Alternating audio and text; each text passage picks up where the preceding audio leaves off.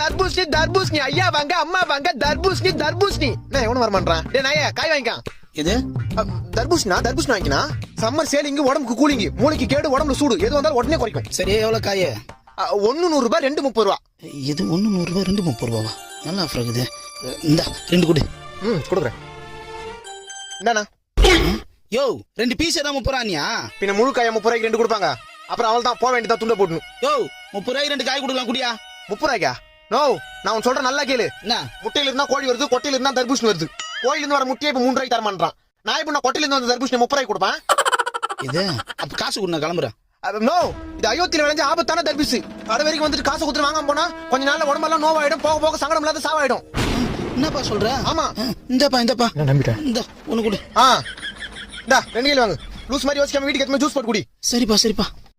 இன்னும் 2 காய் எக்ஸ்ட்ரா எடுத்துக்கலாம் போல இருக்குது.